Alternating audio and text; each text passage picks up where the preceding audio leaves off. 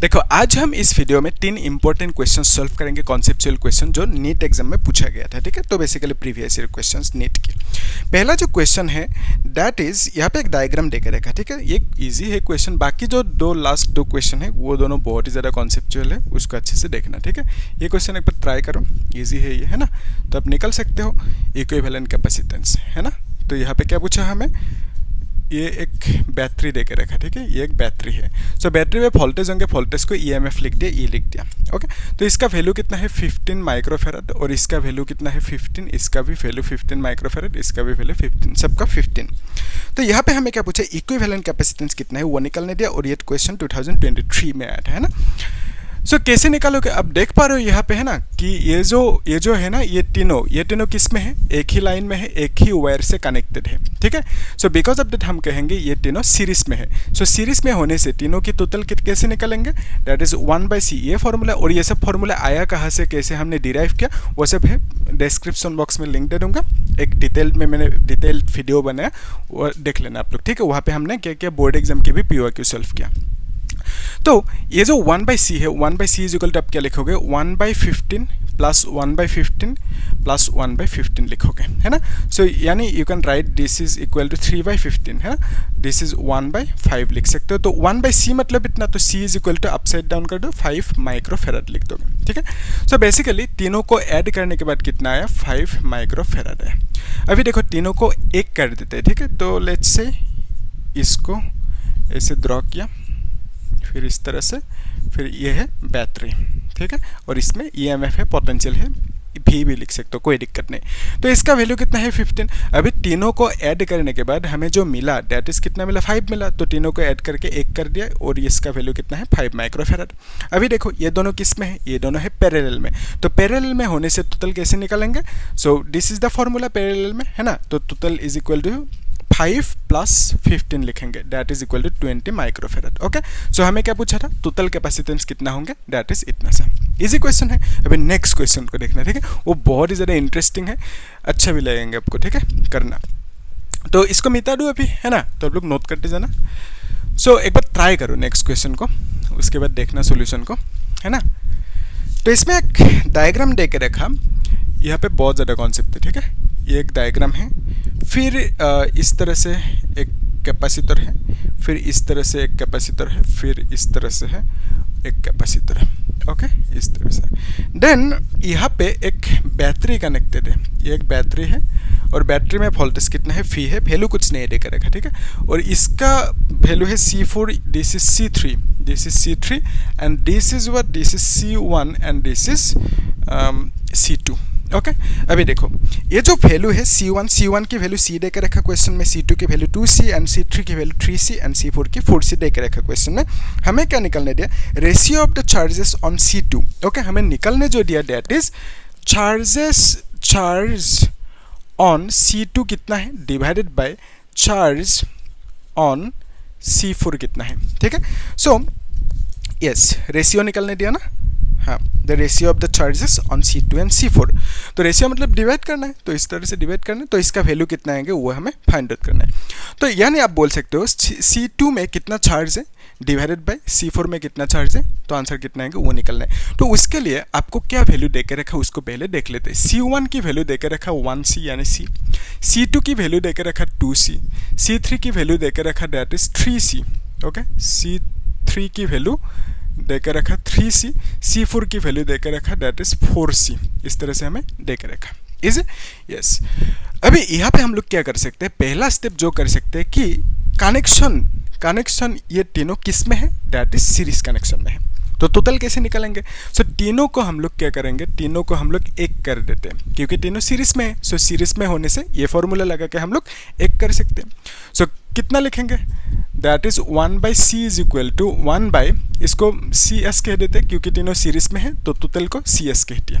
Okay, फिर यहाँ पे हम लिखेंगे 1/C3 लिखेंगे, फिर प्लस 1/C2 लिखेंगे, प्लस 1/ हम लिख सकते हैं C1। सो C3 का वैल्यू है 3C, प्लस C2 का वैल्यू है 2C, प्लस C1 की वैल्यू कितना है 1C, यानी आप बोल सकते हो एलसीएम लगा सकते हो आप, that is 6C will be the LCM. तो जानते हो ना एलसीएम, ठीक है मैं दिखा देता हूँ। 3C है, फिर यहाँ पे 2C, जो प्रोसेस है एलसीएम निकलने की सेम फॉर्मूला प्रोसेस लगा दो। सो यहाँ पे देखो C कॉमन है, सो यहाँ पे ऐसे लिख सकते हो, है ना।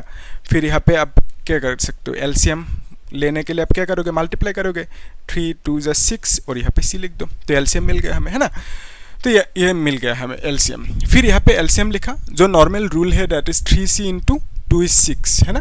तो यहाँ पे 2 लिखोगे, प्लस यहाँ पे कितना लिखेंगे 3 लिखेंगे, प्लस यहाँ पे 6 लिख देंगे, है ना। सो ये कितना होंगे 11 डिवाइडेड बाई 6C लिख सकते हैं, 9 + 2 इज 11।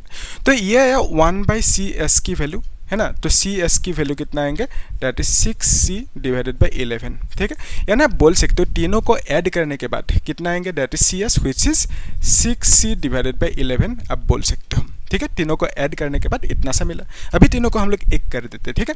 एक करना है यानी आप बोल सकते हो कि तीनों को ऐड करके हमने एक कर दिया, और ये C4 इधर है ना, इस तरह से है। फिर यहाँ पे ये बैटरी कनेक्टेड है, तो इसका वोल्टेज V है और ये C4 है, और यहाँ पे इन तीनों को ऐड करने के बाद जो मिला दैट इज इतना सा 6C divided by 11। Okay, easy, yes. अभी देखो ये दोनों किस में है, ये दोनों है पैरेलल में। तो पैरेलल में होने से टोटल कैसे निकालेंगे, तो इसके लिए आप सिंपल प्लस करो, C इज इक्वल टू वही ये फॉर्मूला है ना, C1 + C2 दोनों को प्लस करना होगा, ठीक है। तो हम लिखेंगे 6C divided by 11 plus C4। तो C4 की वैल्यू कितना है 4C, तो यहाँ पे हम लोग डायरेक्टली 4C लिख देते हैं ना। सो अभी एलसीएम लेना है, this will be 6C plus 44 होंगे ना, फिर यहाँ पे C होंगे डिवाइडेड बाई 11 होंगे, यानी आप बोल सकते हो this is 50C divided by 11, ऐसा आप बोल सकते हो, ठीक है। 44 प्लस 6 इज 50, फिर यहाँ पे डिवाइड बाई 11 कर दिया। सो दोनों को ऐड करने के बाद हमें एक मिला, तो इसको हम लोग ऐसे ड्रॉ कर देते, दोनों को ऐड करके एक मिला, है ना। सो इसको ऐसे ड्रॉ कर दिया, और यहाँ पे ये बैटरी है, फिर यहाँ पे बैटरी में वोल्टेज V है, और इसका पोटेंशियल कैपेसिटेंस कितना होंगे 50C डिवाइडेड बाई 11, ऐसा आप बोल सकते हो, ठीक है। सो दोनों को ऐड करने के बाद हमें मिला 50C डिवाइडेड बाई 11। अभी नेक्स्ट स्टेप को ध्यान से देखो, यहाँ पे हमें मिला टोटल कैपेसिटेंस की वैल्यू इतना सा, ठीक है। और यहाँ पे C का वैल्यू और V का वैल्यू हमें नहीं मालूम, है ना। अगर मालूम होते तो उस केस में ये आसान था, लेकिन अभी V एंड C का वैल्यू नहीं मालूम, तो उसके लिए हमें एक अलग रास्ते से जाना होगा, ठीक है। उस रास्ते को देखना आप लोग अच्छे से। हमें क्या चाहिए, चार्ज ऑन C2 पे कितना चार्ज है और C4 पे कितना चार्ज है, वो अगर मिल जाए तो डिवाइड कर देंगे, आराम से आंसर आ जाएंगे, है ना। तो उसके लिए आपको क्या करना होगा, टेक्निक इज ये जो बैटरी है, बैटरी से कुछ निकलेंगे करंट, है ना। करंट जो निकलेंगे उसको हम कहेंगे चार्ज निकलेंगे, ठीक है। सो बैटरी से चार्ज निकलेंगे, ऐसा हम बोलेंगे। ये जो चार्ज है, ये चार्ज इस रास्ते में ऐसे जाएंगे, इस जंक्शन को, जब यहाँ पे जंक्शन है ना ये, सो चार्ज आके यहाँ से डाइवर्ट हो जाएंगे। इस साइड में कुछ गया, लेट से हमें नहीं मालूम Q1 कह दो, यस। इस साइड में कुछ गया, उसको वो हमें नहीं मालूम Q2 कह दिया, ठीक है। यानी आप बोल सकते हो Q is equal to Q1 + Q2। Q में से ये जो Q चार्ज है ना, इसमें से Q1 इधर गया और इसमें से Q2 इधर गया, इस डायरेक्शन में, ऐसे।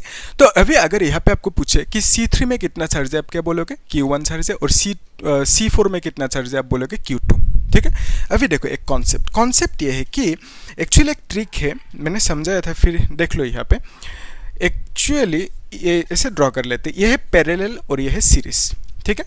लेट्स कंसीडर एक पैरेलल सर्किट है। पैरेलल सर्किट मतलब कि ये है पैरेलल सर्किट, है ना। तो यहाँ पे पैरेलल सर्किट, ये C1 है, ये C2 है मान लेते हैं। सो यहाँ पे हमने एक बैटरी कनेक्ट कर दिया इस तरह से, ठीक है। अभी देखो ये कॉन्सेप्ट हर जगह पे काम आएंगे आपको, ठीक है, अच्छे से देखना। और ये जो ट्रिक है ना, ये भी काम आएंगे हर जगह पे। तो यहाँ पे बैटरी के पास वोल्टेज V है, यहाँ से कुछ करंट निकलेंगे, करंट को हमने चार्ज बोल दिया, क्योंकि आप जानते हो current is equal to charge by time, है ना। तो करंट निकलना यानी आप बोल सकते हो चार्ज निकल रहे हैं, ठीक है, इजी। सो ये जो चार्ज है ऐसे जाएंगे, जाके Q चार्ज इस डायरेक्शन में कुछ जाएंगे, नहीं पता Q1, और इस डायरेक्शन में कुछ जाएंगे, that is Q2। So Q divide हो गया, है ना, दोनों रास्ते में Q1 Q2 ऐसे डिवाइड हो गया। यानी बोल सकते हैं जो पैरेलल सर्किट है ना, इस पैरेलल सर्किट में चार्जेस डिवाइड होंगे, ठीक है, दोनों रास्ते से इस तरह से डिवाइड होके जाएंगे, ठीक है। तो पैरेलल सर्किट में चार्जेस क्या होंगे, डिवाइड होंगे, राइट टिक लगा दिया। तो अगर चार्ज डिवाइड होंगे तो इसका उल्टा कर दो, वोल्टेज डिवाइड नहीं होंगे, ठीक है। एक याद रखो, बाकी आराम से याद रह जाएंगे। इसमें पैरेलल में अगर चार्ज डिवाइड हुआ तो सीरीज में चार्ज डिवाइड नहीं होंगे। इसमें अगर वोल्टेज डिवाइड हुआ तो इसमें वोल्टेज नहीं हुआ, तो इसमें वोल्टेज होंगे, ठीक है। सो चार्ज होंगे तो वोल्टेज नहीं होंगे, ऐसा आप बोल सकते हो। तो बेसिकली सिर्फ आप इसको याद रखोगे तो बाकी अपने आप अपोजिट कर दो, याद रह जाएंगे। ठीक है, इजी है। तो इसका मीनिंग क्या हुआ? इसका मीनिंग ये है कि ये जो पैरेलल में वोल्टेज डिवाइड नहीं होते हैं ना, इसका मीनिंग क्या है कि बैटरी के पास जितना वोल्टेज है उतना ही वोल्टेज यहाँ पे भी होंगे, यहाँ पे भी होंगे, क्योंकि ये पैरेलल है, पैरेलल में वोल्टेज सेम रहेंगे, डिवाइड नहीं होंगे। अगर वही केस सीरीज के लिए होता तो उस केस में क्या होता है, ये सीरीज कनेक्शन है, यहाँ पे एक बैटरी है तो बैटरी के पास वोल्टेज भी है। सो यही वोल्टेज में से ये जो V वोल्टेज है ना, इसमें से कुछ हिस्सा इधर आएंगे इस कैपेसिटर में, लेट्स से V1, और बाकी जो रह गया V2 लेट्स से ये इसमें आ जाएंगे। तो सीरीज में वोल्टेज डिवाइड होंगे, वही राइट टिक लगा दिया मैंने। लेकिन चार्ज क्या है, यहाँ से जो चार्ज निकलेंगे यही चार्ज यहाँ पे भी होंगे और यहाँ पे भी होंगे। ठीक है, चार्जेस सेम रहेंगे, ऐसा बोल सकते हो। Easy, okay. यही कॉन्सेप्ट को, इसी कॉन्सेप्ट को हम लोग यहाँ पे यूज करेंगे। और यहाँ पे मतलब जो नीट एंड JEE के एग्जाम में पूछे जाते हैं ना इस टाइप के क्वेश्चन, हर एक क्वेश्चन को सोल्व करने के लिए सिर्फ मतलब आप इतना सा, ये जो है ना, इतना सा चीज़ को याद करके रखो, ये जो टेबल है इसको याद करके रखो। याद रखना क्या है, मतलब इसको याद रखो, बाकी अपने आप ऑपोजिट कर दो। ठीक है, तो इसको हर जगह पे हर क्वेश्चन में आप अप्लाई कर सकते हो। ठीक है, और जो next chapter, 3rd number chapter current chapter है ना, वहाँ पे रेजिस्टेंस की भी सेम कहानी है। वहाँ पे कॉम्बिनेशन ऑफ रेजिस्टेंस होंगे, तो उसमें भी कॉम्बिनेशन ऑफ रेजिस्टेंस में इस टाइप का कुछ वैल्यूज निकालने देंगे, है ना। तो वहाँ पे भी सेम इसी फॉर्मूला को, इसी टेबल को यूज़ करना है। ठीक है, ईजी है।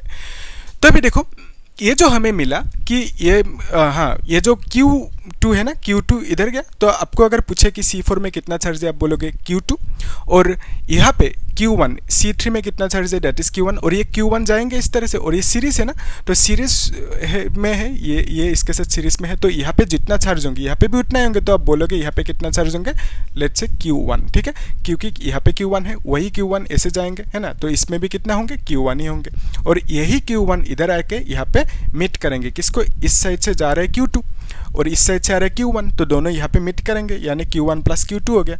तो this is nothing but Q, क्योंकि Q में से ही Q1 Q2 हो गया, है ना। तो बेसिकली आप बोल सकते हो बैटरी से जितना चार्ज निकला था Q चार्ज, उतना ही चार्ज बैटरी पे एंटर हो गया। मतलब ये जो चार्जेस के हमने फ्लो देख रहा था वो करेक्ट है। सो बैटरी से जितना निकलेंगे बैटरी पे उतना ही आना चाहिए। ठीक है, easy, that is because of conservation of charge. Okay, अभी देखो इस केस में वोल्टेज की कहानी क्या है, चार्जेस मिल गया, कहाँ पे कितना है, लेकिन वैल्यूज नहीं पता, उसको देखेंगे। तो अभी वोल्टेज कहाँ पे कितना होंगे उसको भी देख लेते हैं साथ में। ये जो बैटरी का वोल्टेज है ना V, ये ही V वोल्टेज यहाँ पे भी होंगे, यानी बोलोगे इस कैपेसिटर में V वोल्टेज है, यानी बोल सकते हो इसमें अगर V है, ये मिला था, कहाँ से मिला था, ये इन दोनों को ऐड करने के बाद मिला था ना इसको, है ना। यानी इसमें अगर V वोल्टेज होंगे तो इन दोनों में कितना होंगे, इन दोनों में V वोल्टेज होंगे, ऐसे आप बोल सकते हो, है ना, क्योंकि ये जो दोनों को ऐड किया था, ऐड करने के बाद ये मिला था, इसमें अगर जितना वोल्टेज होंगे उतना ही वोल्टेज इन दोनों में होंगे। और ये दोनों कौन सी कनेक्शन में है, पैरेलल कनेक्शन में, और पैरेलल कनेक्शन में वोल्टेज डिवाइड नहीं होता, सेम रहेंगे। यानी आप बोलोगे दोनों में जितना वोल्टेज है, या तो ऐसे समझो बैटरी में जितना वोल्टेज है उतना ही वोल्टेज यहाँ पे भी होंगे, यहाँ पे भी होंगे। ठीक है, वोल्टेज डिवाइड नहीं होता। ठीक है, सो यहाँ तक क्लियर है, इजी है। तो दोनों में वोल्टेज V है। ठीक है, तो दोनों में वोल्टेज अगर V होंगे तो इसमें भी वोल्टेज V भी होंगे, क्योंकि दोनों पैरेलल में है और पैरेलल में वोल्टेज डिवाइड नहीं होता। इजी। नेक्स्ट स्टेप को देखो, इसमें अगर वोल्टेज V है, ये मिला कैसे था, मतलब ये जो कैपेसिटर मिला 6C/11, ये मिला था इन तीनों को ऐड करने के बाद। यानी बोल सकते हो इसमें जितना वोल्टेज होंगे उतना ही वोल्टेज इन तीनों को मिलाने के बाद होंगे, यानी इन तीनों में जितना वोल्टेज होंगे उतना ही वोल्टेज इसमें भी है। ठीक है, यानी आप बोल सकते हो इसमें V वोल्टेज है तो इन तीनों में भी V वोल्टेज ही होंगे। ठीक है, इजी है यहाँ तक, इजी। अभी नेक्स्ट स्टेप को ध्यान से देखो, क्यों हुआ ऐसा, क्योंकि इन तीनों को ऐड करने के बाद ये मिला था, सो इसमें जितना वोल्टेज होंगे उतना ही वोल्टेज इन तीनों में होंगे। यहाँ तक क्लियर है, ओके। तो ये तीनों किस कनेक्शन में है, ये तीनों है सीरीज कनेक्शन में। तो सीरीज कनेक्शन में होने से आप क्या करोगे, अब यहाँ पे देख पा रहे हो सीरीज कनेक्शन में वोल्टेज डिवाइड होंगे, तो सीरीज में वोल्टेज डिवाइड होंगे, और इन तीनों में वोल्टेज V है, तो इस V में से कुछ हिस्सा V1 लेट्स से यहाँ पे आ गया और कुछ V2 इधर गया, और बाकी जो रह गया V3 लेट्स से इधर आ जाएंगे इस तरह से। ठीक है, तीनों में वोल्टेज टोटल कितना था, V था, और तीनों सीरीज में है। बिकॉज ऑफ दैट इस V को हमने ब्रेक करके तीनों में बांट दिया, ऐसे समझ सकते हो। ठीक है, तीनों में इस तरह से डिस्ट्रीब्यूट कर दिया वोल्टेज को, इसमें V1, इसमें V2, इसमें V3, यानी बोल सकते हो V1 plus V2 plus V3 will be equal to V बोल सकते हो। इजी है यहाँ तक, इजी। सो यहाँ पे मैं लिख देता हूँ V इज इक्वल टू, आप लिख सकते हो V1 plus V2 plus V3, ऐसे आप लिख सकते हो। क्लियर है यहाँ तक, ओके, क्योंकि V जो वोल्टेज था किस में था, इन तीनों में है ना, तो इन तीनों में टोटल वोल्टेज V है, उसमें से V1 इधर है, V2 इधर और V3 इधर, ऐसे आप बोल सकते हो। ठीक है, यानी आप V is equal to V1 plus V2 V3 लिख सकते हो। अभी नेक्स्ट स्टेप को ध्यान से देखना, ठीक है, ये इंपॉर्टेंट है, तो इसको मैं मिटा रहा हूं, आप लोग नोट करते जाना सब चीज़ें। ठीक है, सो यहाँ पे जो हाँ, तो ये जो कैपेसिटर है, इस कैपेसिटर के नाम क्या है, 3 है ना, C3। तो यहाँ पे देखो C3 की केस में जो फॉर्मूला लगाएंगे, एक्चुअली एक फॉर्मूला था ना कि Q is equal to CV, आपको याद है, Q is equal to CV एक फॉर्मूला है ना, Q is equal to CV आपको मालूम है, Q is the charge, C is the capacitance and V is the potential या तो वोल्टेज आप बोल सकते हो। ठीक है, तो यहाँ पे देखो C3 जो कैपेसिटर है, C3 कैपेसिटर में आप क्या लिखोगे, आप लिखोगे इसमें charge Q is equal to CV formula, तो इसमें चार्ज कितना है, Q1 है, तो इसके लिए हम लिख रहे हैं, तो इसमें चार्ज है Q1। ठीक है, तो यहाँ पे Q is equal to CV formula, तो Q1 इज इक्वल टू इसमें C3 लिखेंगे, C मतलब C3 लिखेंगे, इनटू V मतलब यहाँ पे पोटेंशियल कितना है, दैट इज V1, तो यहाँ पे V1 लिखेंगे। यहाँ तक क्लियर है, तो यही फॉर्मूला लगेगा, Q is equal to CV, तो यहाँ पे C3 है और यहाँ पे पोटेंशियल कितना है, V1 है, इजी। तो C3 का वैल्यू कितना देकर रखा, दैट इज 3C, क्वेश्चन में यह हमें देकर रखा, यानी आप बोलोगे Q1 is equal to 3C into V1, ऐसा आप बोल सकते हो, इजी। तो ये हमें मिला एक फॉर्मूला। फिर जो C2 है, C2 में आते, C2 में क्या कहानी है, C2 में आप क्या लिखोगे, C2 में चार्ज कितना है, Q1 है, तो Q1 इज इक्वल टू आप क्या लिखोगे कि C2 इंटू वोल्टेज कितना है, V2 है, तो इसमें वोल्टेज V2 लिख दिया, Q is equal to CV formula. C2 मतलब क्या है, 2C है, यानी आप बोलोगे 2C इंटू V2, इस तरह से आप लिख सकते हो, Q1 इज इक्वल टू, इसे। तो यहाँ पे हमें इस तरह से फॉर्मूला मिला। फिर लेट्स कंसीडर, यहाँ पे हमने C4, हाँ C4 है, ये C1 है, ठीक है। सो ये जो C1 है इसमें आते हैं, तो इसमें जो चार्ज है दैट इज Q1, तो आप लिखोगे Q1 is equal to C1 into इसमें पोटेंशियल कितना है, V3 है, तो यहाँ पे V3 लिख देंगे, ठीक है, V3 लिख दिया, ऐसे। तो अभी देखो C1 मतलब क्या है, C है, क्वेश्चन में देकर रखा, और यहाँ पे V3 लिख दिया, तो Q1 इज इक्वल टू इतना लिख दिया। फिर नेक्स्ट C4 पे आते हैं, ठीक है, C4 मतलब इस पे आते हैं। सो इसमें वोल्टेज कितना होंगे, C4 में वोल्टेज V है ना, अभी देखा था। सो C4 में वोल्टेज V है। अभी देखो, तो इस केस में Q is equal to CV लगाएंगे, यानी Q2 is equal to C4V लगाएंगे, ठीक है। सो यहाँ पे हम लिखेंगे C4 के केस में Q2 is equal to C4V लिख देंगे, इजी है, Q is equal to CV formula. तो इसमें चार्ज है Q2 और इसमें वोल्टेज V है, और यहाँ पे कैपेसिटेंस C4 वहाँ पे लिख दिया, ठीक है, इजी है। यहाँ तक मेरे साथ साथ करते जाओ, ठीक है, तब ज़्यादा अच्छे से क्लियर होंगे। सो from here you can say Q2 is equal to C4 मतलब कितना है, 4C है, और यहाँ पे V लिख दिया, ठीक है। सो यहाँ पे हमें 4 फॉर्मूला मिला, इजी। अभी ध्यान से देखो, यहाँ पे हमें क्या चाहिए, चार्ज ऑन C2, ठीक है। सो C2 में कितना चार्ज कंसीडर किया हमने, C2 में चार्ज Q1 मिला, ठीक है। सो C2 में चार्ज Q1 मिला, और अगर आप प्रोसेस से चलोगे तो वहाँ पे उस केस में एक्यूरेसी ज़्यादा रहेंगे आपकी, ठीक है। तो गलती होने के चांसेस बहुत ज़्यादा कम होंगे ही नहीं। अगर प्रोसेस को अगर ध्यान से फॉलो करोगे तो गलती होंगे ही नहीं, ठीक है। अगर बिना प्रोसेस फॉलो किए आप ऐसे ही डायरेक्टली रैंडमली जा रहे हो, तो उस केस में बिगिनिंग में या तो बीच में कहीं पे थोड़ा सा कुछ गलती हो गया, तो लास्ट में आंसर ऑब्वियसली गलत ही मिलेंगे, है ना। तो इसलिए प्रोसेस को अच्छे से ध्यान से फॉलो करना है। तो यहाँ पे चार्ज ऑन C4 कितना है, C2 में चार्ज है दैट इज Q1, तो C4 में चार्ज कितना है, C4 में चार्ज है 4C, ठीक है। तो यहाँ सॉरी क्या बोल रहा हूँ, Q2 है, ओके। सो C4 में चार्ज है Q2। अभी Q1 की वैल्यू अगर मिल जाए, Q2 की वैल्यू मिल जाए, तो इस केस में काम आसान हो जाएंगे। तो Q1 की वैल्यू हमें कुछ मिला है ना, यहाँ पे कितना है, Q1 की वैल्यू 3CV1 मिला, 3CV1 मिला। फिर Q2 की वैल्यू कितना मिला, Q2 की वैल्यू, हाँ Q2 की वैल्यू, Q2 मतलब किस में चार्ज, C4 में है ना, तो C4 में चार्ज Q2, और Q2 की वैल्यू कितना मिला, 4CV मिला, ठीक है। सो C4 में चार्ज Q2 की वैल्यू 4CV मिला, तो यहाँ पे 4CV लिख देते हैं, ओके, इजी है।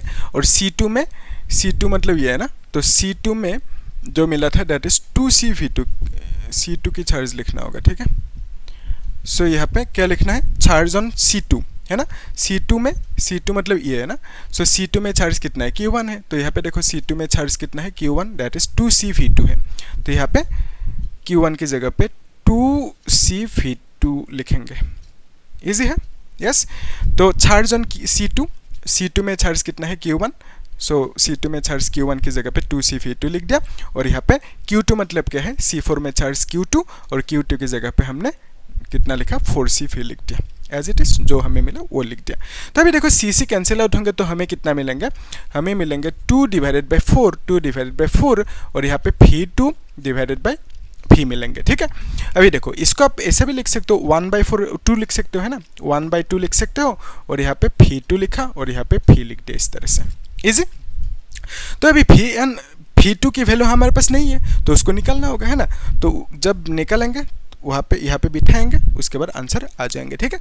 तो देखो उसके लिए आपको एक काम करना होगा, काम आसान है। जो हमें फॉर्मूला ये मिला था ना, फी इज इक्वल टू क्या है, फी इज इक्वल टू फी1 प्लस फी2 प्लस फी3। सो यहाँ पे जो फी है ना, इस फी को हम लोग फी2 की टर्म्स पे लिखेंगे, तब फी2 कैंसिल आउट होंगे। अदरवाइज ऐसा भी कर सकते हो आप, फी2 को फी की टर्म्स पे लिख सकते हो, ठीक है, जो आसान है आप कर लो। तो मैं कर देता हूँ, मतलब जो फी है ना, फी को हम लोग एक काम करते हैं, फी को फी2 की टर्म्स पे लिखते हैं, ठीक है। देखो कैसे लिखेंगे, फी2 को फी की टर्म्स, फी को फी2 की टर्म्स पे लिखना है ना। तो यहाँ पे हम एक काम करेंगे, जो यहाँ पे ये मिला ना, फी इज इक्वल टू डिस्मस इतना सा मिला, तो यहाँ पे देखो ये जो Q1 है, Q1 मतलब कितना मिला, इतना सा मिला, Q1 मतलब इतना सा मिला, और यहाँ पे भी Q1 मतलब इतना सा मिला, ठीक है।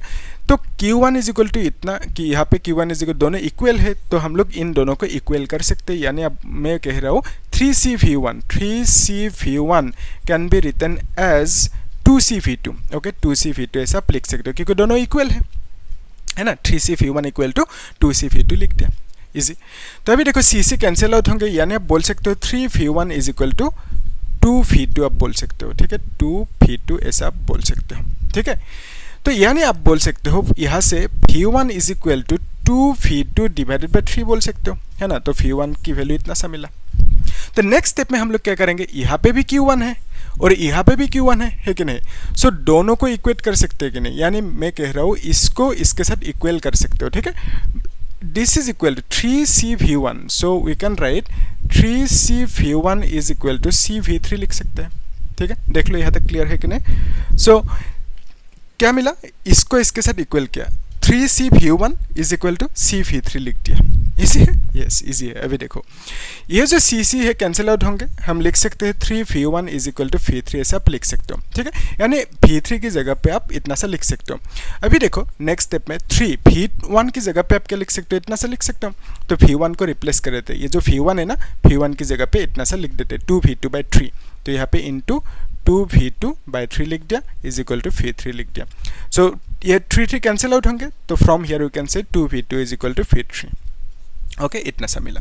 अभी देखो फी इज इक्वल टू क्या था, phi is equal to V1 plus V2, phi is equal to V1 plus V2 plus V3 है, ओके। सो V1 की जगह पे हम 2V2/3 लिख सकते हैं, 2V2/3 लिख सकते हैं, प्लस V2 की V2 लिख देते हैं, प्लस V3 की जगह पे हम 2V2 लिख सकते हैं, इस तरह से, ओके। सो अभी एलसीएम लेना है, तो एलसीएम विल बी 3, है ना।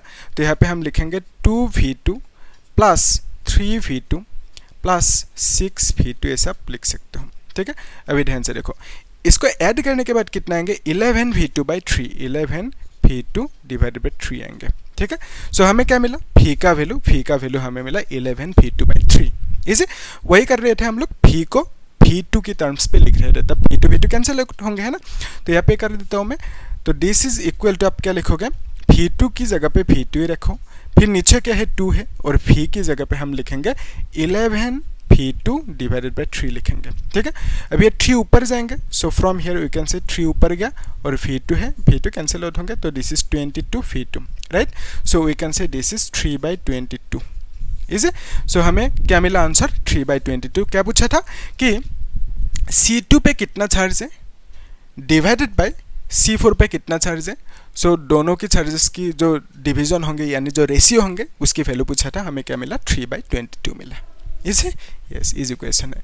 तो आप लोग इसे अच्छे से नोट करके रखो, कुछ डाउट है तो पूछना मुझे कमेंट सेक्शन में, आई विल रिप्लाई, लेकिन पूछना, ठीक है। अभी जो नेक्स्ट क्वेश्चन है इसे आप लोग खुद एक बार ट्राई करो, ठीक है। इसको मैं बता रहा हूँ, आप लोग नोट करके रखना और नेक्स्ट क्वेश्चन ट्राई करो, कितना आंसर रहते हैं मुझे बोलो कमेंट सेक्शन में, उसके बाद सॉल्यूशन को देखना, ठीक है।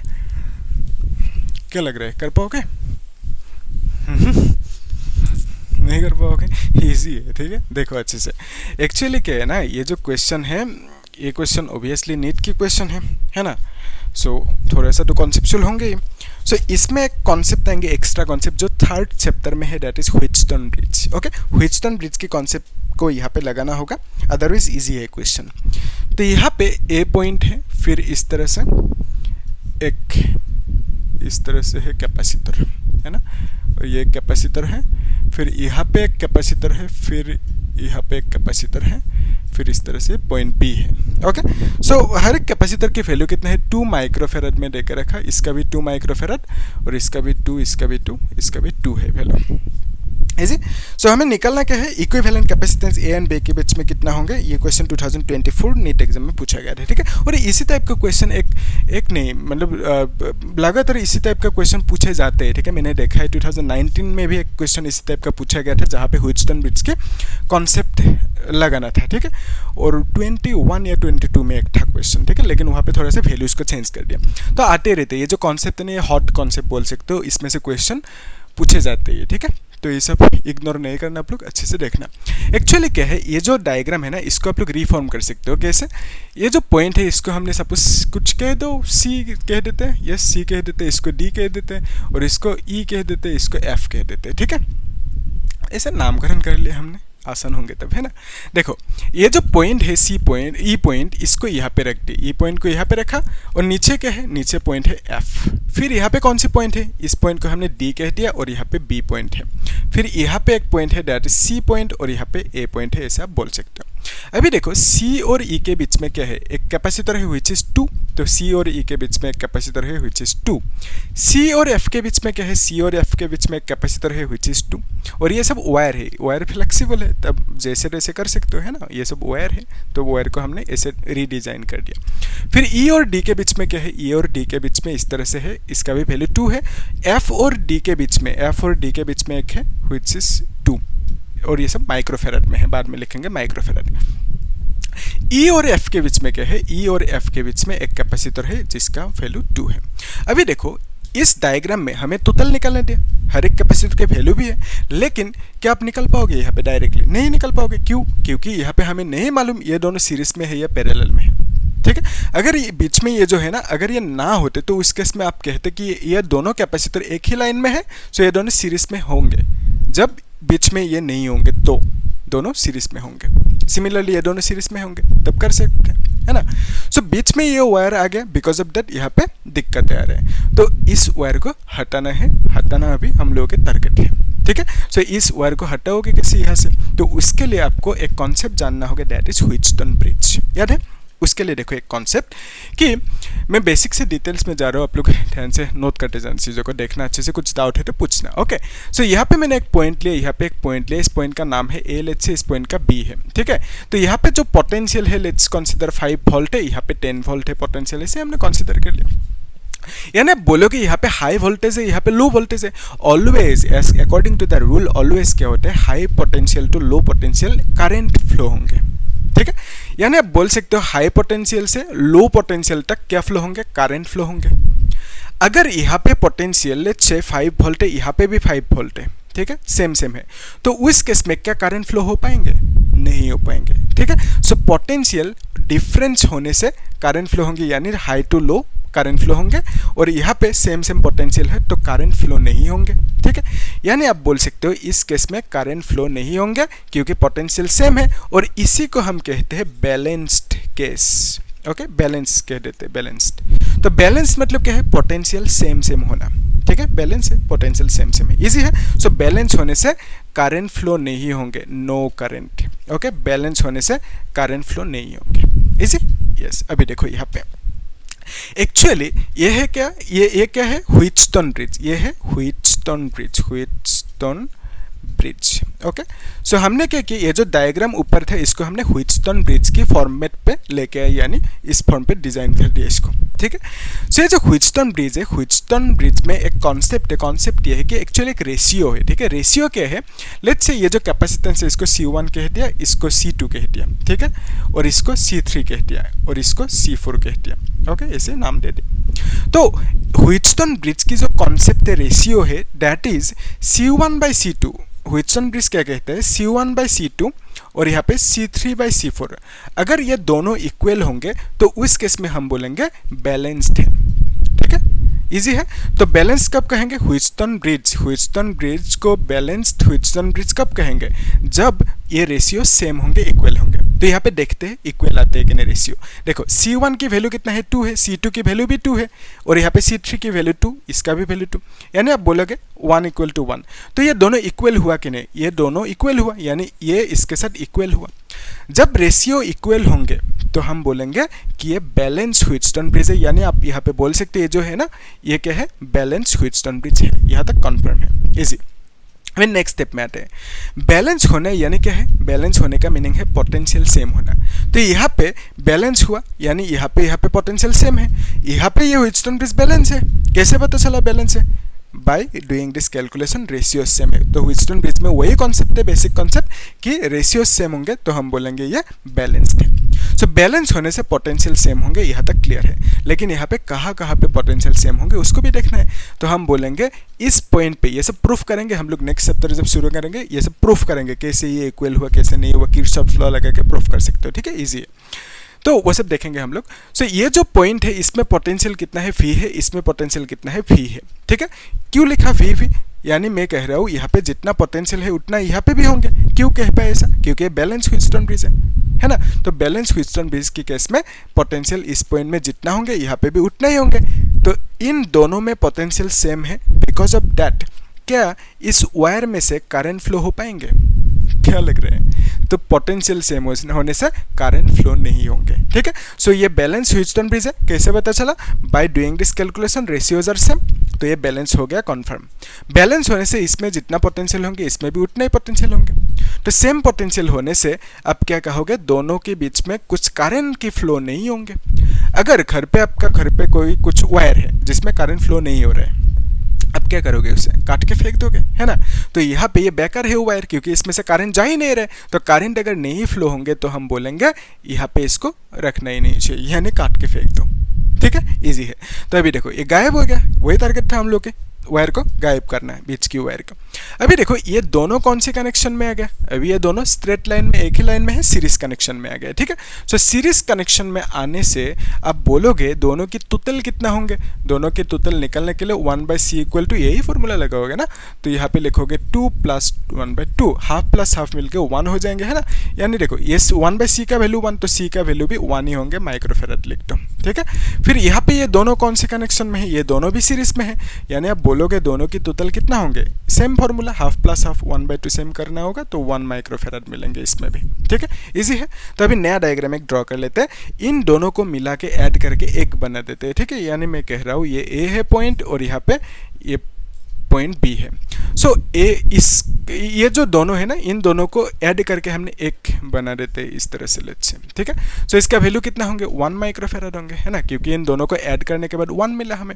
फिर इन दोनों को ऐड करने के बाद 1 मिला, तो दोनों को एक कर देते हैं। ठीक है, दोनों को एक बना दिया इस तरह से। Easy, yes easy. तो देखो ये अभी दोनों कौन सी कनेक्शन में आ गए, ये दोनों आ गए सीरीज पैरेलल कनेक्शन में। तो पैरेलल में सिंपल प्लस कर दो टोटल निकालने के लिए। तो टोटल कितना होंगे इसमें, टोटल अब बोलोगे c = 1 + 1 that is 2 microfarad. Okay, so question में हमें वही पूछा था कि ए और बी के बीच में टोटल कितना पोटेंशियल डिफरेंस कैपेसिटेंस होंगे, तो ए और बी के बीच में टोटल कितना इक्विवेलेंट कैपेसिटेंस होंगे, यानी टोटल कैपेसिटेंस कितना होंगे वो निकलने दिया था। तो दोनों को एक कर दिया हमने, कितना मिला अभी 2 माइक्रोफेराड मिला। ठीक है, सो ए और बी के बीच में जितना भी है, कितना है, इतना सा 5 है ना। सो सबको हमने ऐड करके कितना मिला, दैट इज 2 माइक्रोफेराड। ओके, वही पूछा था, इक्विवेलेंट कैपेसिटेंस कितना होंगे हमने निकल लिया। इजी है, यस इजी। तो आप लोग एक काम करना, ठीक है, ये जो क्वेश्चन है ना, इस क्वेश्चन को होमवर्क करना और मुझे बोलना कमेंट सेक्शन में। ठीक है, क्योंकि प्रैक्टिस करना भी जरूरी है, तब कॉन्सेप्ट अच्छे से क्लियर होंगे, है ना। और कुछ डाउट है तो पूछना, और क्या करना, चैनल को सब्सक्राइब करना, लाइक करना और शेयर करना। ठीक है, तो इस तरह से हम लोग करते जाएंगे आगे भी। पहले क्या कर रहे हैं हम लोग, जो टॉपिक है उसको कम्प्लीटली एकदम डिटेल्स में टॉपिक को समझ रहे हैं। उसके बाद हम लोग जो बोर्ड एग्जाम की PYQ है, JEE एंड नीट की PYQ है, वो सब सॉल्व कर रहे हैं। ठीक है, तो इस हिसाब से इस स्ट्रेटेजी में पढ़ोगे तो एकदम बहुत ही ज़्यादा आपका काम आएंगे आपको। ठीक है, तो ऑब्वियसली इसी हिसाब से पढ़ना है ना। पहले टॉपिक को समझना है, उसके बाद PYQ सॉल्व करना है, ठीक है। तो इस तरह से करने से अच्छा मार्क्स भी मिलेंगे और कॉन्सेप्चुअली भी आपका ब्रेन बहुत ज़्यादा डेवलप होंगे, ठीक है। इजी है। तो आप लोग को कुछ डाउट है तो पूछना और चैनल को सब्सक्राइब करना, ठीक है। Thank you.